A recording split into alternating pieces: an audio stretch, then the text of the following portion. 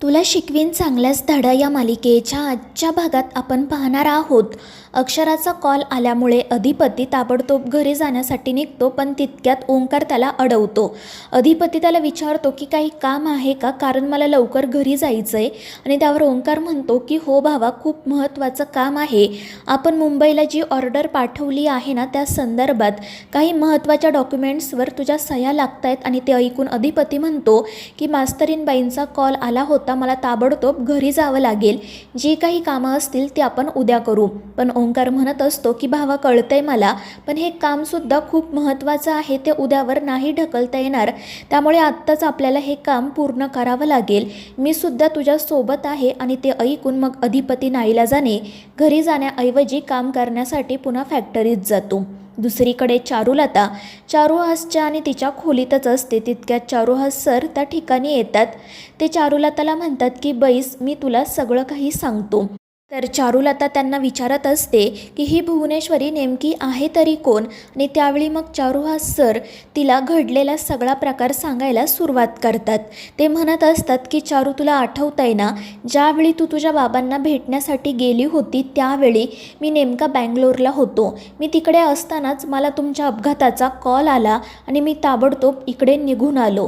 त्यानंतर पोलिसांच्या आणि गावकऱ्यांच्या मदतीने मी त्या नदीपात्रात तुझा शोध घेण्याचा खूप प्रयत्न केला, पण काही दिवस तू आम्हाला सापडली नाही. मात्र त्यानंतर अचानक एके दिवशी आम्हाला एक डेड बॉडी सापडली आणि ती अगदी तुझ्यासारखीच होती.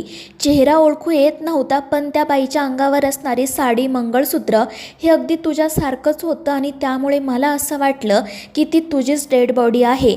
आणि आता तू मला सोडून गेली आहे, हा धक्काच मला सहन झाला नाही. मी पूर्णपणे सैरभैर झालो. तुझ्याशिवाय तर मी जगूच शकत नव्हतो. पण मग माझ्यासमोर आपल्या अधिपतीचा चेहरा आला. त्याच्यासाठी का होईना मला जगावं लागणार होतं. मात्र अधिपती या दुःखातून सावरत नव्हता. तो सतत मला विचारत असायचा. पण चारुहास सर काही बोलणार इतक्यात चारुलताच म्हणते की तो तुम्हाला विचारत असेल ना की आई कुठे गेली. तर चारुहास सर म्हणतात की हो चारू, तो सतत मला तुझ्याबद्दल विचारत असायचा. मी काहीतरी सांगून वेळ मारून न्यायचो, पण या गोष्टीचा जास्त फायदा झाला नाही. हळूहळू अधिपती आजारी पडू लागला. नंतर मी एके दिवशी त्याला कसंबसं सांगितलं की तुझी आई देवाघरी गेली. आणि हे कळल्यावर त्याने काय केलं माहिती आहे का, त्याने त्याची बॅग भरली आणि तो घरातून बाहेर जायला निघाला. मी त्याला थांबवत विचारलं की कुठे चाललायस तू. त्यावर तो रडतच म्हणाला की आई देवाघरी गेली आहे ना, मग मलासुद्धा तिच्यासोबत देवाघरी जायचं आहे. आणि हे सगळं काही ऐकून चारुलताचे डोळे नकळतपणे भरून येतात. तर चारुहास सर त्यावेळी घडलेला प्रत्येक प्रसंग तिला सांगत असतात. ते म्हणत असतात की मी अधिपतीला समजवण्याचा खूप प्रयत्न करायचो, पण त्याचा काहीच उपयोग होत नव्हता. तो जेव्हा जेव्हा तुझी आठवण काढायचा तेव्हा तेव्हा मी एका वेगळ्याच विषयावर त्याच्याशी बोलायला सुरुवात करायचो. तुझ्या आठवणींपासून त्याला लांब घेऊन जाण्याचा प्रयत्न करायचो, पण त्याचाही उपयोग होत नव्हता. आणि या गोष्टीचा मला खूप त्रास व्हायला लागला. त्यानंतर मी त्याला तुझी आठवण येऊ नये म्हणून बाहेर फिरायला घेऊन जाऊ लागलो. एक दिवस आम्ही दोघे असेच फिरत असताना मला आपल्या कोणीतरी ओळखीचा व्यक्ती भेटला. मी त्यांच्याशी बोलत असताना अचानक अधिपतीने माझा हात सोडला आणि तो रस्त्यावर धावू लागला. आणि हे जेव्हा माझ्या लक्षात आलं तेव्हा मी घाबरलो. मी देखील त्याच्या पाठोपाठ धावत होतो. तर आपला अधिपती रस्त्यावर उभ्या असणाऱ्या एका बाईला मिठी मारून उभा राहिला आणि तिला आई आई अशी हाक मारू लागला. मला समजेनाच की हा कोणत्या बाईला आई म्हणतोय. पण जेव्हा मी त्या बाईसमोर गेलो तेव्हा मला मोठा धक्काच बसला, कारण ती बाई अगदी हुबेहूब तुझ्यासारखी दिसत होती.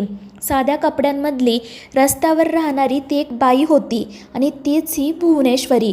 आणि हे सगळं काही ऐकून चारुलता आश्चर्याने चारुहास सरांकडे बघत असते. तर चारुहास सर तिला सांगत असतात की अधिपती तिलाच आपली आई समजू लागला. तो माझं काही ऐकायला तयारच नव्हता आणि नाईलाजाने त्याच्यासाठी मला त्या बाईला आपल्या घरी घेऊन यावं लागलं. पण ती बाई या घरात आल्यामुळे आपलं घर अपवित्र झालं. पण तुझ्या परत येण्यामुळे आपलं घर आता पवित्र झाले. तर दुसरीकडे आजी खूप रडत असतात. तर अक्षरा त्यांना समजावत असते की आजी तुम्ही प्लीज असा विचार करू नका की कोणीही आता भुवनेश्वरी मॅडमला शोधणार नाही. पण आजी काही ऐकतच नाही. त्या म्हणत असतात की आता कशाला कोण माझ्या भुवीचा शोध घेईल, प्रत्येकाला जे हवं ते मिळालं ना. आता ती बाई परत आली आहे म्हटल्यावर माझी भुवी या घरात कशी राहील. तर अक्षरा आजींना समजावत असते की आजी असं काही नाही आहे, मी आणि अधिपती भुवनेश्वरी मॅडमचा शोध घेऊ आणि त्यांना सुखरूपपणे घरी परत घेऊन येऊ. मात्र आजी विश्वास ठेवायला तयारच नसतात. ते म्हणत असतात की आता मीच जाऊन माझ्या भुवीला शोधते आणि आम्ही दोघीजणी बाहेरच कुठेतरी राहू, कारण आता त्या बाईमुळे मला या घरात राहता येणार नाही. त्यावर अक्षरा म्हणते की आजी असं नाही आहे, तुम्ही अधिपतींच्या आजी आहात आणि तुम्ही कायम त्यांच्या आजीच राहणार आहात आणि बाबासुद्धा तुम्हाला किती मानतात, ते कधीच तुम्हाला अंतर देणार नाही. आणि चारुलता मॅडमचं म्हणाल तर त्यासुद्धा मनाने खूप चांगल्या आहेत.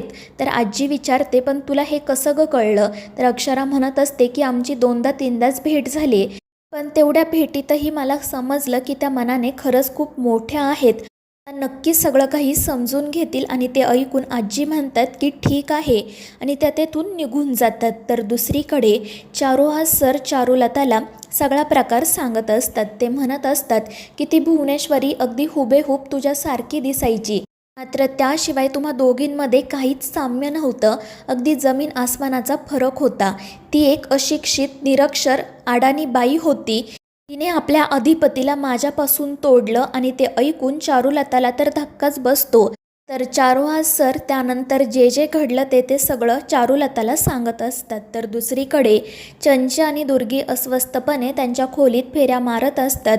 चंची म्हणत असते की मम्मी आता आपण काय करायचं, आता तर आपल्याला या घरातही राहता येणार नाही. तर दुर्गी म्हणत असते की आता आपल्याकडे कोणताही मार्ग नाही, आपलं सामान घे आणि या घरातून बाहेर पड, कारण आता ती बाई की आपल्याला या घरात ठेवणार नाही. तर दुसरीकडे अक्षरा अधिपतीचाच विचार करत असते आणि मनाशीच म्हणत असते की जेव्हा अधिपतींना कळेल की त्यांची खरी आई परत आली आहे तेव्हा त्यांना किती आनंद होईल. आणि तितक्यात तिला अधिपतीचा कॉल येतो. अधिपती तिला सांगतो की मास्तरीनबाई मला घरी यायला थोडा उशीर होईल, कारण एक महत्त्वाचं काम आहे, पण नेमकं काय झाले ते सांगा, कारण मला टेन्शन येते. मात्र अक्षरा म्हणत असते की नाही अधिपती तुम्ही टेन्शन घेऊ नका, पण जे काही आहे ते मी तुम्हाला फोनवर नाही सांगू शकत, तुम्ही लवकरात लवकर घरी या आणि ती फोन ठेवून देते. तर दुसरीकडे चारू हा सर चारुलताला सांगत असतात की त्या भुवनेश्वरीने हळूहळू आपल्या अधिपतीला माझ्यापासून दूर केलं.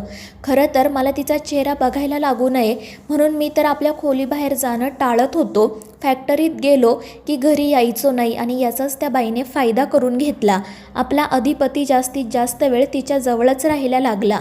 तिने मला त्याच्यापासून दूर केलं आणि हे जेव्हा माझ्या लक्षात आलं ना तेव्हा मी तिला घरातून बाहेर काढण्याचा प्रयत्न केला, पण प्रत्येक वेळी अधिपती मध्ये यायचा आणि मला नाईलाजाने त्याच्यासाठी त्या बाईला या घरातच ठेवावं लागलं.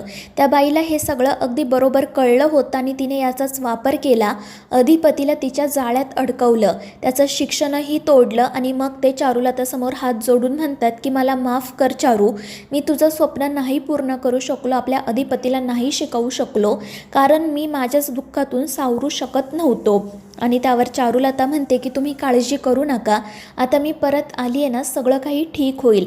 आणि मग त्यानंतर चारू हा सर तिला ते कसे आजारी पडले, भुवनेश्वरीने कशी त्यांच्यावर चुकीची ट्रीटमेंट केली आणि अधिपतीला कसं तिच्या जाळ्यात अडकवलं, त्या दोघांमध्ये कशी दरी निर्माण केली, हे सगळं काही सांगतात आणि म्हणतात की त्या दिवशी माझ्या रागाचा कडेलोट झाला आणि मी त्या बाईला या घरातून हाकलून दिलं. तर दुसरीकडे अक्षरा गोडाधोडाचं बनवत असतानाच तिला तिच्या आईचा कॉल येतो. आई तिला विचारत असते की तिकडे काय चाललंय, भुवनेश्वरी मॅडम घरी आल्यात की नाही, बरेच दिवस झाले आपलं काहीच बोलणं झालं नाही. आणि त्यावर अक्षरा म्हणते की हो आई, अधिपतींच्या खऱ्या आई परत आल्यात. मात्र विद्याताईंना असं वाटतं की भुवनेश्वरी मॅडमच परत आल्यात, त्यामुळे त्या खूप खुश होतात. पण अक्षरा सांगते की भुवनेश्वरी मॅडम नाही तर चारुलता मॅडम परत आल्यात आणि ते ऐकून विद्याताईंना तर आश्चर्याचा धक्काच बसतो. तर दुसरीकडे चारू हा सर चारुलताला सांगत असतात की अधिपतीचं त्या बाईवर खूप प्रेम आहे, आईसाहेब म्हणतील तीच पूर्व दिशा असं तो मानतो, कदाचित तिचंही त्याच्यावर तेवढंच प्रेम असेल, तिलाही त्याच्याबद्दल माया वाटत असेल. मात्र त्यानंतर जसजसा अधिपती मोठा होत गेला तसं त्याचं हे प्रेम भक्तीत बदलत गेलं आणि आईसाहेबच कशा बरोबर आहेत, त्या कधीच कशा चुकू शकत नाही हेच तो सगळ्यांना सांगू लागला. तर मित्रांनो, या मालिकेच्या पुढील भागांमध्ये आपण पाहणार आहोत, अधिपती फॅक्टरीमधून घरी येतो आणि त्यावेळी चारुलता त्याच्या समोर येते. अधिपतीला मात्र ओळखू येत नाही की ही चारुलता आहे की भुवनेश्वरी. फक्त आईसाहेब आपल्या समोर आहेत हे बघून तो खूप खुश होतो. तर मित्रांनो, या मालिकेच्या पुढील भागांच्या अपडेट्ससाठी आपल्या चॅनेलला सबस्क्राईब करा.